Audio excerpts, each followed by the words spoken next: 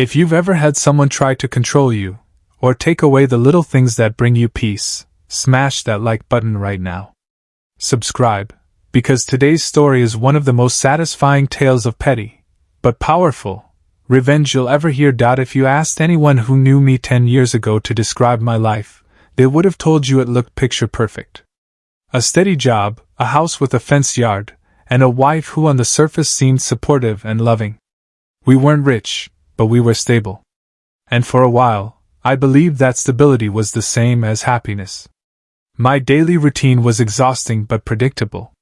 Wake up early, commute an hour to work, grind through the day, and then come home drained. I wasn't out drinking at bars. I wasn't cheating. I wasn't gambling away our money. I carried my weight and hers too, making sure bills were paid, chores were done, and life was comfortable. But even with all that responsibility, I still needed something for me. My small slice of freedom was my PlayStation. Not the flashy kind of hobby people brag about on Instagram, just a console, a headset, and a handful of games. After a 12-hour day, plugging into a game with my friends gave me a way to breathe again. It was like therapy, cheap, harmless, and a whole lot better than bottling up stress. At first, my wife, Claire, brushed it off as a harmless distraction. She even joked about me yelling into the headset when things got intense. But slowly, the jokes turned into jabs, and the jabs turned into complaints. You spend more time with that PlayStation than with me. Don't you think you're a little too old for video games? The irony was, I never ignored her when she needed me. We had dinners together. We went out on weekends. I cut back when she asked for more attention. But in her eyes, it wasn't enough. The PlayStation wasn't just a console to her, it was competition. Her resentment grew in ways I didn't expect. A sigh when I reached for the controller. A glare when she walked past the TV. And then the guilt trip started. Other husbands take their wives on surprise trips. Other husbands don't waste their evenings on games. It didn't matter how much I provided, how much I adjusted. Nothing seemed to satisfy her need for control. And control, I'd learn, was at the root of everything. Still, I pushed her complaints aside. I told myself every marriage had its rough patches. I thought compromise was the solution. If she wanted a date night, I made it happen. If she wanted to binge a show instead of me gaming, I'd sit through it. I thought I was being a good husband. But what I didn't realize then was that with every small compromise, I was giving her more power. Piece by piece, she was learning that all she had to do was push hard enough, and I'd bend. And when someone believes they can control you, eventually, they'll test just how far that control goes. Looking back now, I see the warning signs clearly. The isolation from friends, she hated when I gamed online with them. The subtle discouragement when I wanted to visit my family. The way she'd sulk if I ever dared to enjoy something without her involvement. At the time, though, I brushed it all off. I kept telling myself she was just insecure, that marriage required sacrifices. I ignored the storm brewing beneath the surface. But all it took was one night, one smug ultimatum, for me to finally realize that love without respect isn't love at all. And that sometimes, the person you share a bed with can become the biggest enemy to your peace. That night began like any other. I came home from work, bone-tired, barely enough energy to heat up leftovers. I showered, changed into sweats, and finally, sat down in front of my PlayStation, controller in hand. For the first time that day, I could breathe. But then she walked in. Arms crossed. Eyes sharp. And words that would change everything. It's me or that PlayStation. 7 days without it, or 7 days without your wife. The room fell silent. I stared at her, waiting for the punchline. But there wasn't one. She was dead serious. And that's when the story of my revenge truly began. When the words first left Claire's mouth, I honestly thought she was joking. I mean, who actually gives their spouse a choice between them and a video game console? It sounded absurd, something you'd see in a bad sitcom, not real life. But when I looked up from the controller and saw her face, I realized she wasn't kidding. her lips pressed into a hard line. Her arms folded tight across her chest. Her stance wasn't playful, it was confrontational. 7 days without that PlayStation, she repeated. Or 7 days without your wife. I laughed, nervously, hoping to defuse the situation. Come on, Claire, it's just a game. You really want to turn this into a war? But she didn't laugh. She didn't soften. Her eyes narrowed. It's not just a game. It's a symbol. You've chosen it over me too many times. I'm done competing. Her tone had that finality to it, the kind of voice someone uses when they think they've already won. She believed she had cornered me. And to be honest, for a moment, I thought maybe she had. Because here's the thing, when you've been in a relationship long enough, ultimatums aren't just about the words. They're about power. They're about who bends, who breaks, who calls who's bluff. I sat there, controller heavy in my hands, and tried to process. On one side I saw years of marriage, shared memories, a woman I once loved deeply. On the other, I saw the one space in my life that was still mine. My PlayStation wasn't just a toy. It was my freedom, my therapy, my lifeline.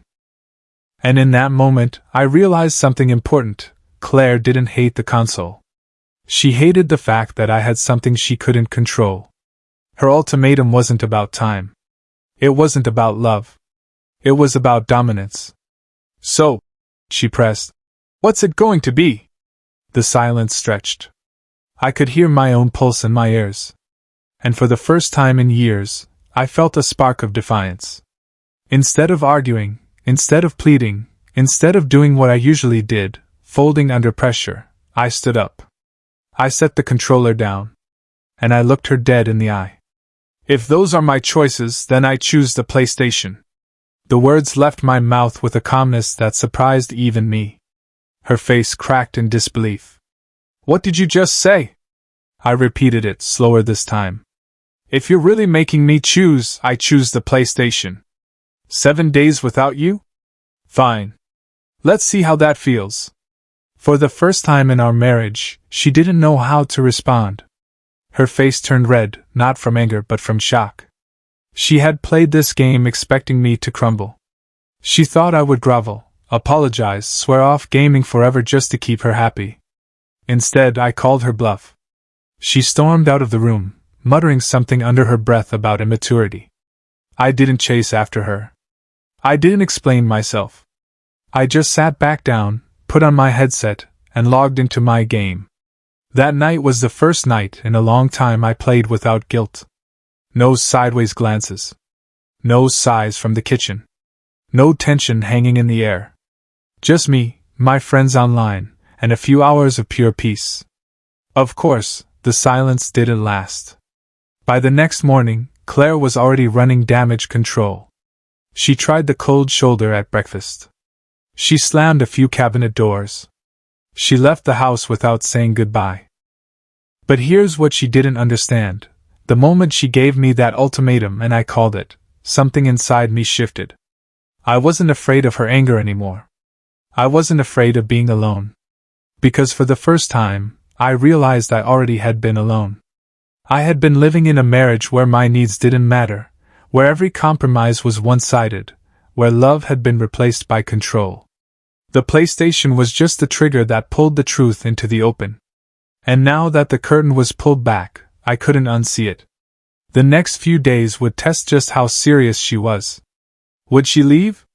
Would she cave? Would she try new tactics to regain control? I didn't know yet. But one thing was certain. The balance of power had shifted, and I wasn't about to hand it back. Because in the game of ultimatums, the person who refuses to play always wins. The first morning after I chose the PlayStation, the house felt different. Heavy. The kind of silence that isn't peaceful, it's weaponized. Claire moved around the kitchen like a ghost, not looking at me, not saying a word. Every plate she set down was just a little louder than necessary. Every cupboard slammed shut with a deliberate bang. It was a performance. She wanted me to crack, to apologize, to beg her forgiveness for daring to defy her ultimatum. But I didn't. I ate my breakfast in silence, kissed her cheek out of habit on the way out the door, and left for work. She didn't kiss me back. That night, I came home expecting round 2. And sure enough, she was waiting. "So this is how it's going to be?" she demanded. "You'd rather waste your life yelling into a headset than spend time with your wife?" Calmly set my bag down. "Claire, I've never neglected you. I've never chosen games over you. But you gave me a choice, and I made it." Her eyes flashed with fury. "You're pathetic. Do you even hear yourself?" And that was the rhythm for the next few days. She'd throw insults, I'd stay calm. She'd hurl guilt, I'd shrug it off. The more she raged, the more I realized something. For years, I had been her emotional punching bag, and I hadn't even seen it. Every sigh, every jab, every guilt trip, I had absorbed it, smoothed it over, told myself it was just marriage. But now I saw it for what it was, control. And the more she realized she was losing it, the more desperate she became. On day 3, she tried a new tactic. She dressed up, full makeup, perfume heavy in the air, and leaned against the doorway while I gamed. "You really don't want this instead?" she asked, her voice dripping with seduction. I paused my game, looked at her, and said simply, "I want both. But if you're making me choose, you already know my answer." The mask slipped. She stormed out again, slamming the bedroom door so hard a picture frame rattled off the wall. By day 5, she stopped pretending altogether. She stopped cooking dinner. She stopped talking. She even slept in the guest room, hoping her absence would sting. But it didn't, not the way she wanted. If anything, it gave me something I hadn't felt in years, peace. I'd come home, cook myself something simple, and then log on to game with my friends. For the first time in ages, the house felt like mine. No sighs, no glares, no passive-aggressive comments. Just quiet. And in that quiet, something inside me started to heal. I realized I didn't miss her. I didn't miss her company, her conversations, her presence. What I missed was the illusion I used to cling to, that we were happy, that she loved me, that our marriage meant something. The truth was uglier. Claire didn't want a partner. She wanted control. And when she lost that control, she had nothing left to offer. By day 6, she tried her final weapon, tears. She sat across from me at the kitchen table, mascara streaked down her cheeks, sobbing. "I can't believe you're doing this to me. To us. I thought you loved me." I put down my fork, looked her straight in the eyes, and said, "I do love you. But I love myself too. And I'm done living in a marriage where love means giving up every piece of myself just to keep you happy." Her sobs turned into rage. "So what now? You're just going to throw this all away? Over a stupid console?" And that was the moment I realized the console was never the issue. It was just the excuse. The real problem was us. We weren't partners anymore. We hadn't been for years. We were a dictator and her subject. And I was done bowing. On day 7, the choice became clear. Not PlayStation versus wife. Not games versus marriage. It was freedom versus control. So I packed a bag. I left the house. And for the first time in a long, long time, I felt like I could breathe. Claire thought she could trap me with an ultimatum. Instead, she gave me the key to walk out of the cage I hadn't even realized I was in. And once I was out, there was no going back. The night I walked out, I didn't have a plan. No grand strategy, no dramatic speech, no bags packed for good. I just grabbed a few essentials, tossed them in the car, and drove. For the first time in years, I wasn't driving home to tension. I was just driving away from it. I checked into a cheap hotel not far from work.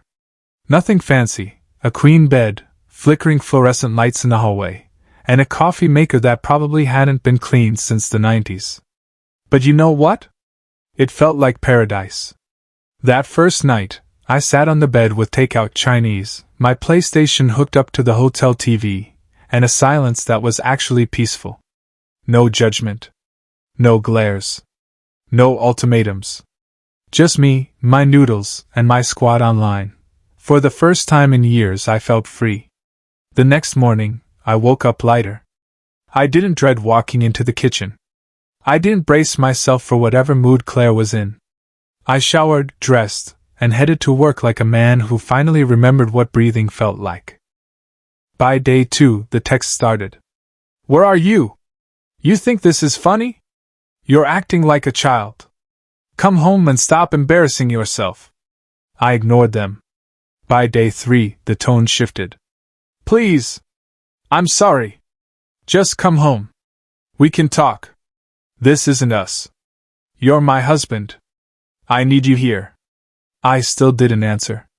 Because by now, I saw the pattern. First rage, then guilt, then bargaining. She wasn't sorry about the ultimatum. She wasn't sorry about the years of control. She was sorry she lost. And I wasn't about to give her that power back. On day 4, she escalated. She called my friends.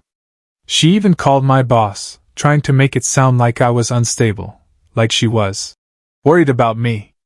Thankfully, my boss knew me well enough to brush it off, but the attempt itself told me everything I needed to know. She wasn't reaching out because she loved me.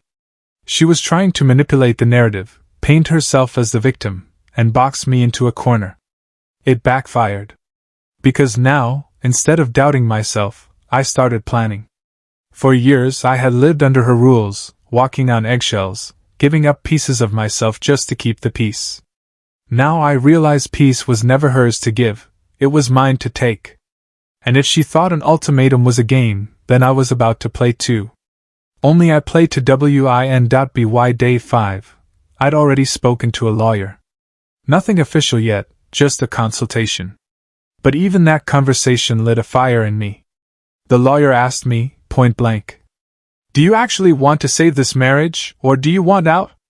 And for the first time, I didn't hesitate. I want out. Saying it out loud was like cutting a chain off my chest. Meanwhile, Claire kept unraveling.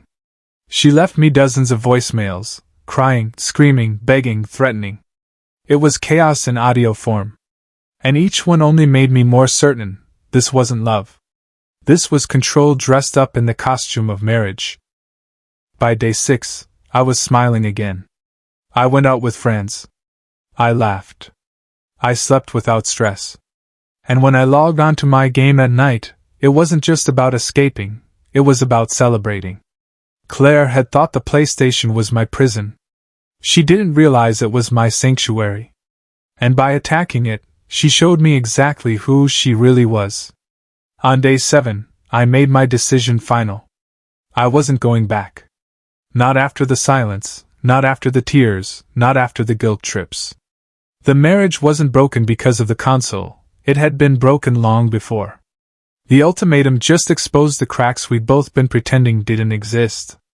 But I wasn't just going to walk away quietly.